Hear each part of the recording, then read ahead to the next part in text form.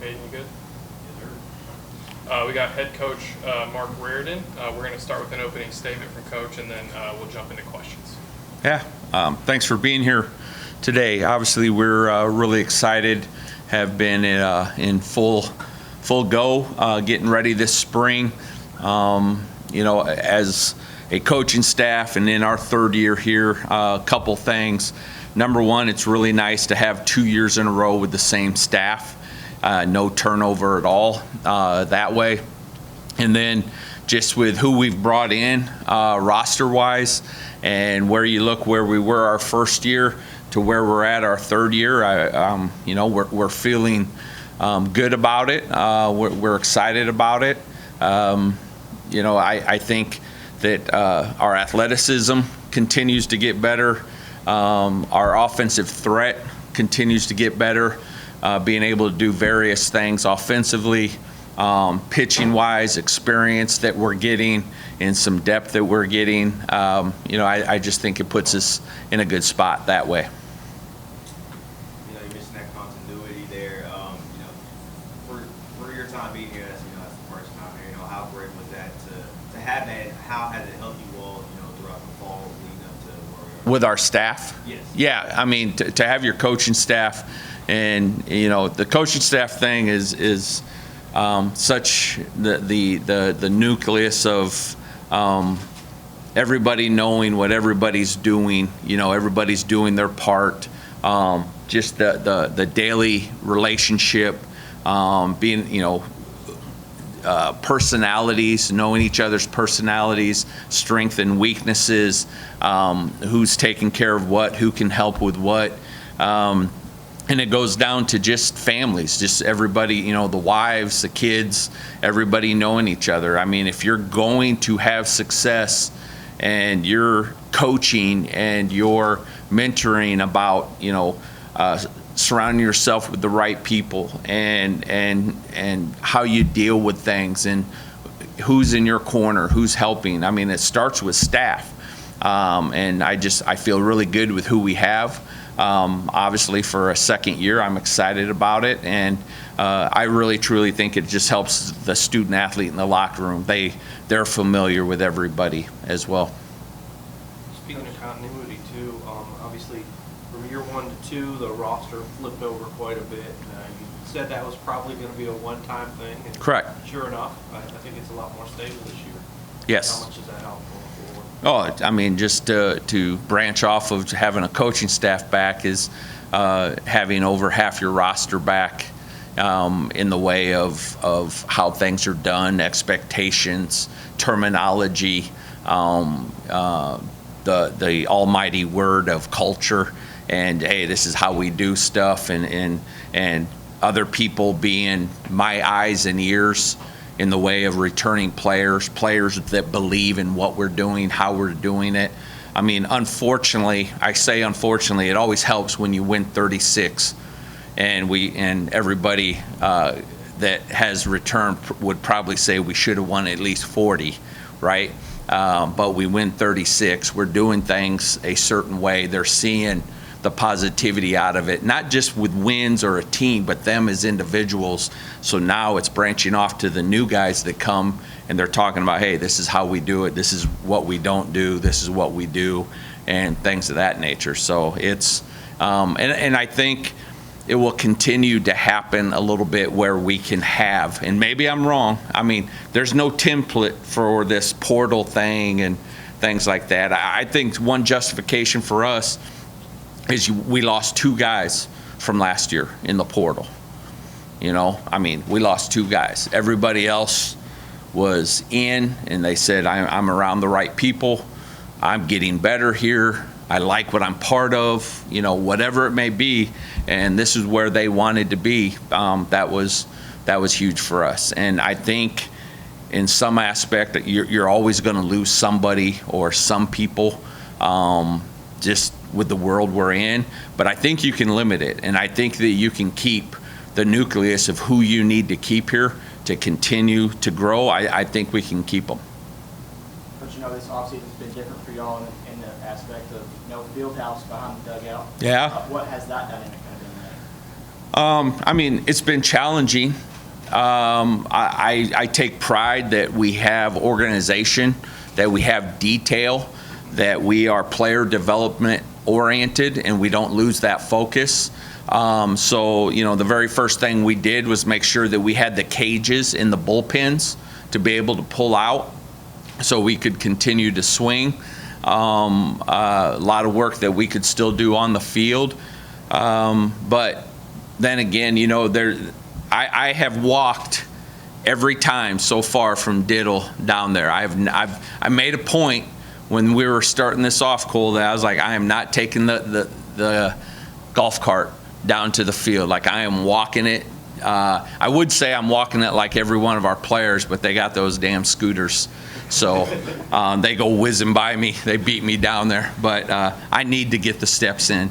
The big thing I try to teach is welcome to inconvenience. Welcome to everything not being ideal for you while you work while you wait. You do that in your life to get where you want, the job you want, at the elevation of success that you want. You work while you wait. And that's what we're doing. We're working. We're making the best of it. We have the hot rods indoor facility that's been huge for us. They're doing a really good job. If they're really disgruntled by it, they're doing a really good job of fooling me. I don't really hear them complaining around me too much or at all, but you don't want to complain around me. But they do a good job of that, and we do a good job of being, I'm honest about it. We can all be honest. This sucks, right?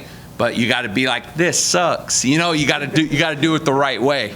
Because we're part of a $45 million facility being built. Cool thing is our guys literally get to watch it every day. They get to watch the formation of that building coming up, and there's excitement in that. And so it is what it is.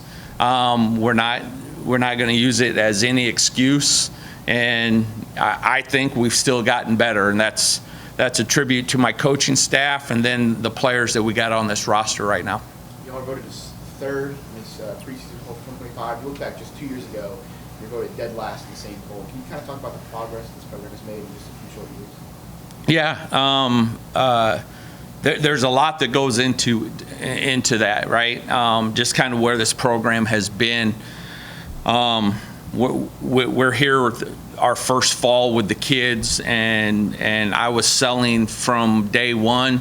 I was letting them know that, what people in the past have seen with this, they didn't know what that meant nowadays, and they're gonna know, right? That's what the first fall and going into the spring. The Jack Bennett's that you'll talk to today that has been here from day one. And I'm like, I don't care about the past. This is going to be different now, even though they're viewing it a certain way, which they did. They voted us last, which rightly so. We had 18 wins before we got here. So I think we really caught people winning 33 and finishing in the top 4 in the conference. I think we obviously caught teams off guard. Because the human nature side is you see WKU and what it's been and whatnot, and they'll play at a certain level, and all of a sudden we win 2 out of 3 on the weekends, or we win 3, whatever.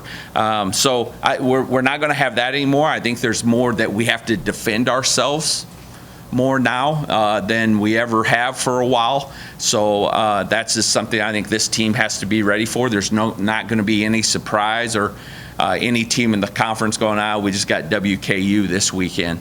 That's just not going to be the factor. So these guys aren't going to they're not going to surprise anybody. They're going to have to defend themselves a little bit more with what we're building with a name and reputation. And it's always nice to be recognized. It's always nice to get a little respect. But with that being said, it's all preseason. We could have 26 wins at the end of this year, and the wheels maybe fell off a little bit. No one's sitting here going, yeah, but do you remember when we were third in the preseason? It's nice. It is nice for the recognition. We've worked hard to get to where we're at. But obviously, you know, we got to defend ourselves now. We got to go out and do something about it. And but it's to be recognized by your peers is awesome, you know, in the work that you're doing. Get to the semifinals once again. You know, what is it that you love to do to take that next step, either get the championship or even win? I think it's just experience. Let's use my experience. I went to where I was at before here for 20 years. We went to 12 World Series. When we first started going to them, I mean, we would maybe get a win. We were a lot of times 2-Q at the Junior College World Series. There was a time where we got run ruled both games. Like, I even don't know if our bus shut off by the time we lost 2 and we were heading back home. But what you do, you know, we went in 5, 7, 8, 9, so we had 4 times there, and then we won it in 2010. Well, then ironically, you finish 3rd in 11, we win it in 12, and we win it in 14. So why I tell you that story is what I've learned with that is just that mental side of, hey, we're better. You know, these guys are sitting here going, we're better, but how good are we? Well, we're not sure yet. You got to start, you know, you got to start playing competition. You got to start winning games. You got to start winning big games. My goal from where I came from when I took that job over being a Northern Junior College was like, just get to a national championship game. That was my goal. If we do that, then we'll see what happens, you know.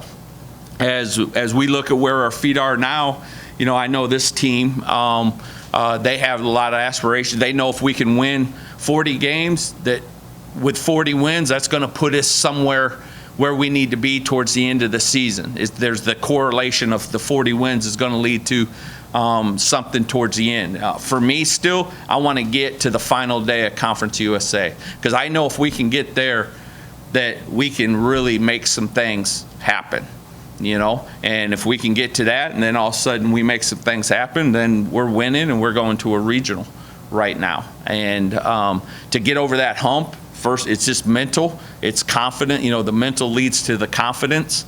And there's got to be a team that does it. No different than where I came from. There was a team that just finally did it and got it over the hump.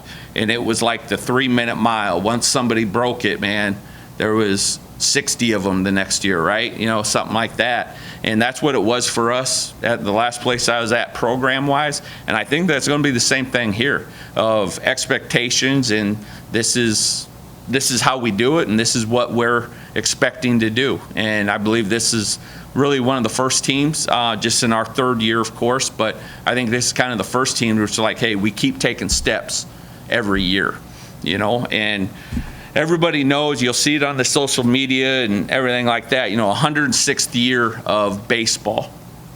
And so this is Team 106. Team 106 doesn't care about Team 105 winning 36 games. Team 106 wants to do their thing. Team 106 doesn't care about Team 104, who the year before won, you know, 18, and then that year they won 33. That was great, but that was their memories. That was their time.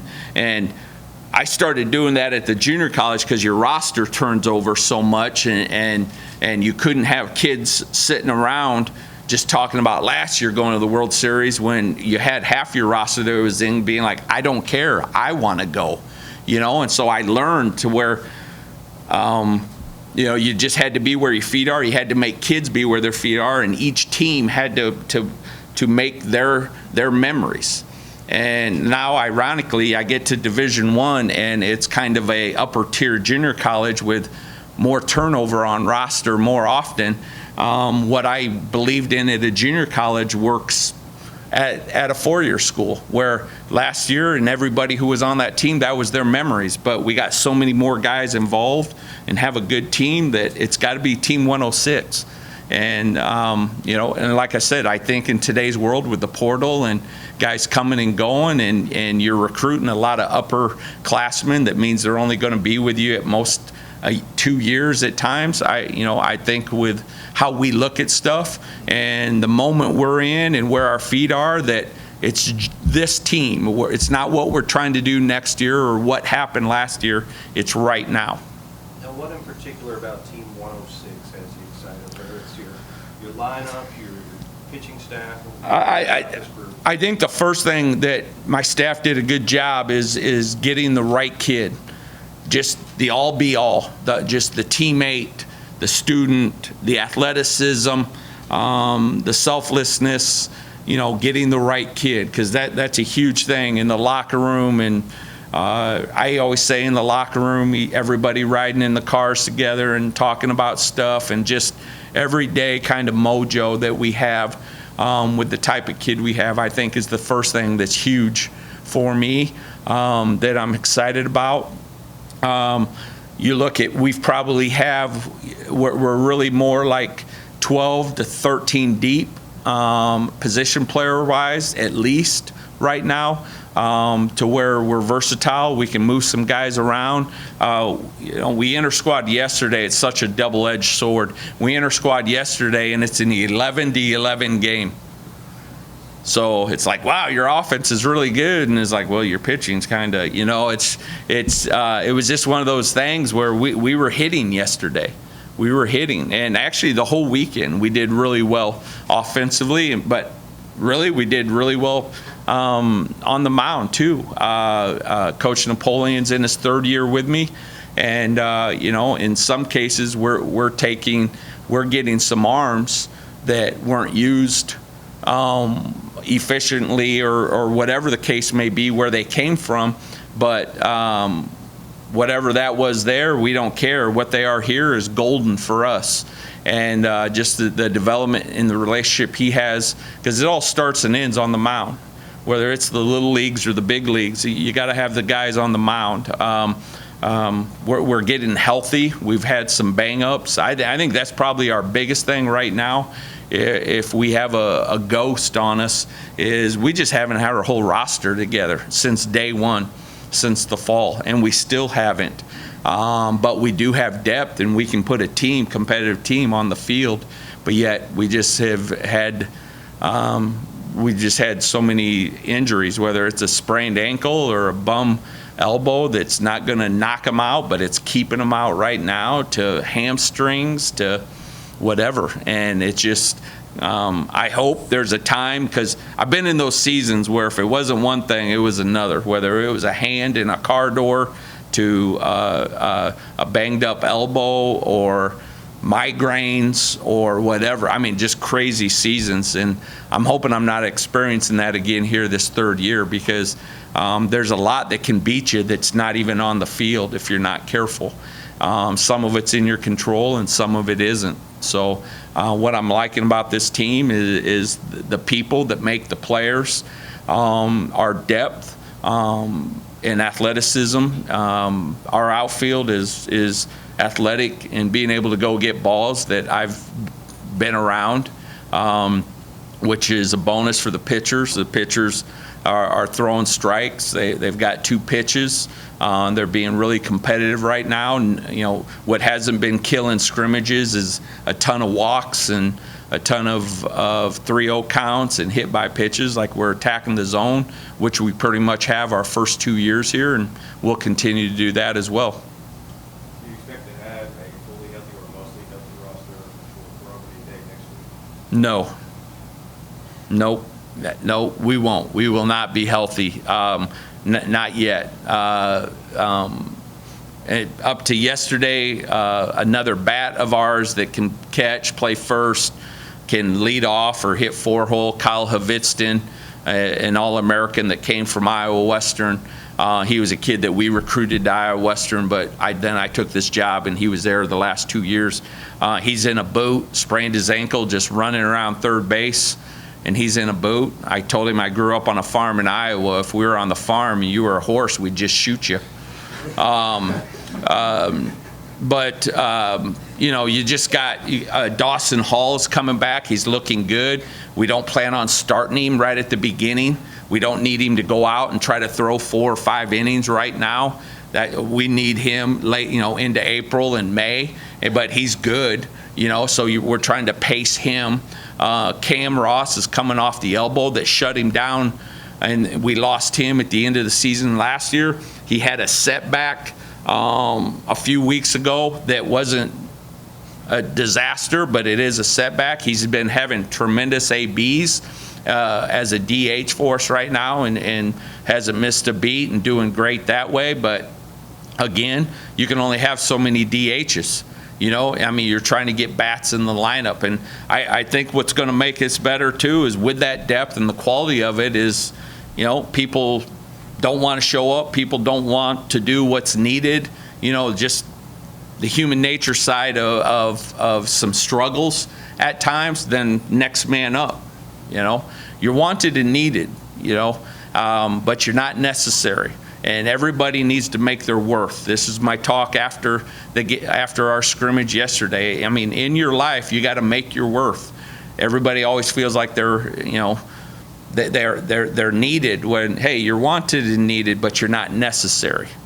You know, and that, I think that's just something when you get to a competitive level and kids want to be at that competitive level, whether it's at WKU or in minor leagues somewhere, you're wanted and needed, but you're not necessary. So, you know, people got to know what your worth is, and that's what our guys have been doing really well. Whether they're a defensive guy, offensive guy, quality at bat guy, putting bunt down guy, stealing bases guy, coming out of the bullpen, have a slider, you know, to help us out of the bullpen, a starter, whoever they are. Everybody is, you know, really starting to show their worth, which is nice. That creates that depth. You mentioned the pitching staff. You know, that's kind of, you know, one of your calling cards is, you know, having a deep pitching staff. You know, where are they at right now in terms of, you know, readiness and depth and all that? Yeah, no, I mean, I'm feeling good about it. You know, I overall wish we were just more healthy that way, but I like the pieces that we have. You're going to talk to a couple of them today that bring in experience and have done tremendous things in college, and they have for us, and they're going to continue to, is the way I feel about it. So Coach Napoleon's the guy. I mean, you know, Coach Napoleon's the head coach of the pitchers. And I'm just fortunate I get to throw my opinion in there whenever I want to. But the relationship, he and I have been together, I think, 6 years now. And the relationship he has with the pitchers and the blend of developing the new era of pitcher, but yet the old school of the competitiveness of holding runners and being quick to the plate and just pitching to contact and getting ground balls and getting fly balls. And you know, he does such a great job. And again, we're in the situation where we're at a mid-major where in today's world with NIL and portal, there's the haves and have-nots. And being the mid-major side, you are leaning towards what we don't have compared to upper tier, but yet it's got to be about us, the people, the coaches. Like I've been talking about the person that makes the player. You know, that's the same with us too. And Knapp is off the charts as a person and as a husband and as a father. And the kids get that. The kids feel it.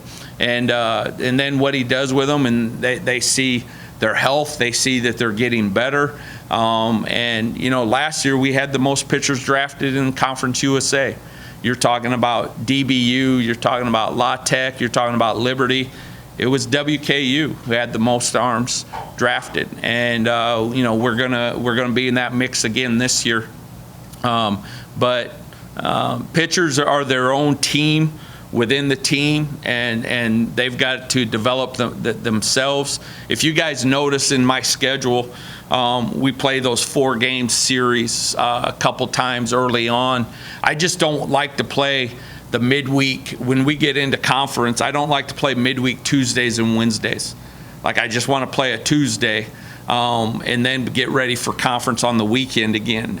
Now, early on, I mean, we're right out at the gate playing Illinois State and playing them 4 games, and some people are like, you're crazy. All your pitching's not ready yet. Well, my pitching's ready. I mean, not to go a ton of pitches, but the pitching staff is ready, and you got to pitch them at some point. You got to give them an opportunity at some point. Us as coaches can be such the biggest hypocrites at times, where about, you know, developing a kid and getting a kid out there, but then you very seldom do, or you're very hesitant to. I've learned with the 4-game series, man, it forces me to put a kid out there, it forces me to give him that chance. Even if I'm wanting to be that hypocrite of like, well, we need a staff, but I really just want it to be these 8 guys and these other guys. No, like they're going to get their opportunities. We're playing 4 games on the weekend and then a game on Tuesday. And it is simply about the development, you know. And yes, we want to win every game. Coach Knapp was having a talk with the pitchers yesterday where we're not going to leave guys out there. If you're pitching to contact and you're doing well and being efficient, you're going to be out there longer. If you're going deeper in counts, you're not going to get as much time out there. Like you being efficient is going to give you more chances out there on that day, because we're not going to sell our soul to leave a guy out there for 5 innings and a higher pitch count in February or early March when we need them in April and May. So that's just what we've done. I guess that comes back to the first talk of having my staff for a long time now, and Knapp and I being together 6 years now. So we understand and have our focus of what we're trying to do. You pointed to, your WKU baseball logo on your shirt. As we go about the year, when people look at that logo, what would you like them to know about this team? At the end of the year, 26 wins, 36 wins, yeah. What's at the core? Number one, it's the person that makes the player and the culmination, the group of them. You know, we had 3.25 GPA this fall, which is our highest since I've been here. You know, when I first got here, we were starting, and Jack can probably, I don't know who all you're talking to back there, but I know I can see Jack, and I started having those late evening practices. We would start at, I don't know what we were, Jack, 8 or 9 at night, and we were going like at 8 till like 11 at night, 8 to 10:30 at night, and I was like, man, and that was on Thursday, Friday, Saturday nights. I was doing that, and I was like, hey man, if this is getting into something else in your life, that your social life or whatever, then you need to go find somewhere else, because there's got to be focus on you and your academics, your faith, and then the athletics. You know, you got to have the academics, and you got to be a better person, and then the athletic side will take care of itself. And it doesn't always reward you, and nobody probably knows why, but sometimes kids will get consumed, especially young males, that, man, I'm doing everything right, but I'm not getting hits. I'm doing everything right, but they're hitting me on the mound. I'm doing everything right, but we're not winning. So here I come into like, hey, you have to stay the course.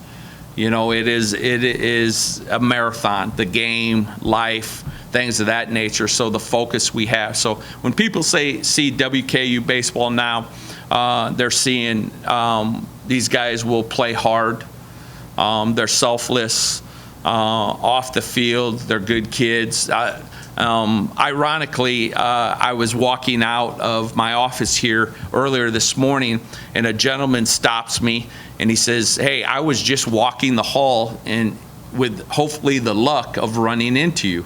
I was like, well, you're having a good day then so far. That was pretty good luck. But he was here to buy his season tickets, and he has been coming for a very long time, and he just wanted to say, number one, thank you.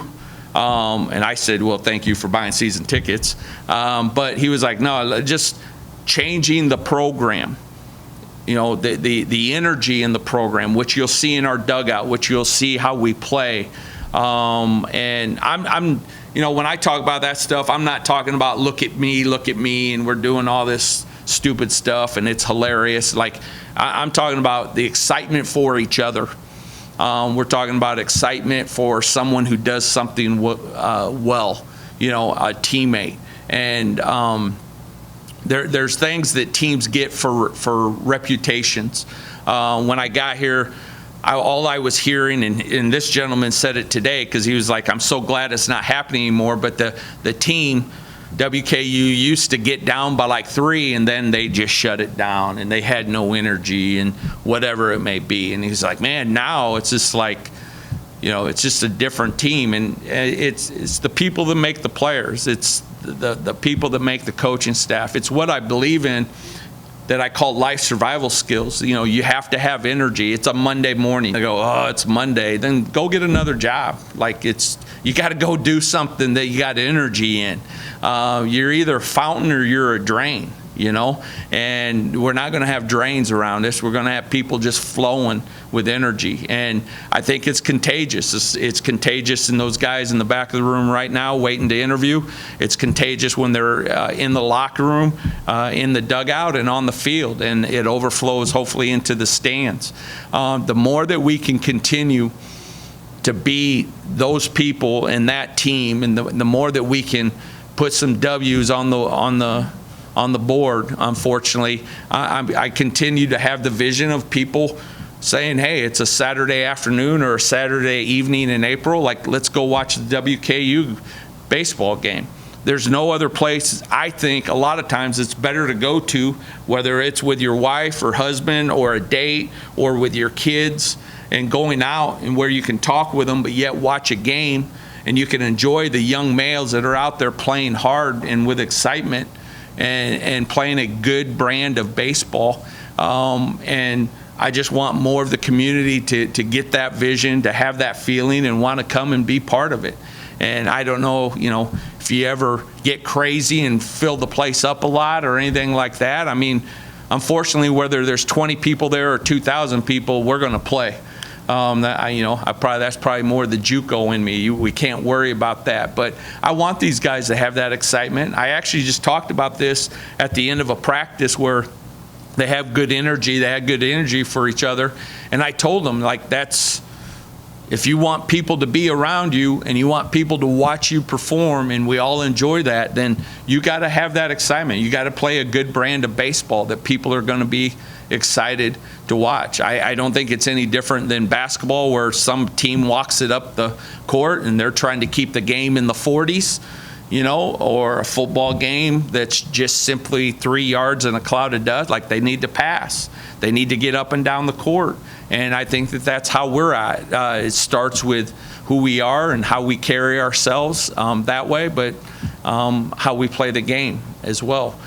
So I think we're making a name for ourselves as a different WKU baseball. You know, the brand itself and who we are and what we're about. I think we're in the midst of doing that right now, just in our third year.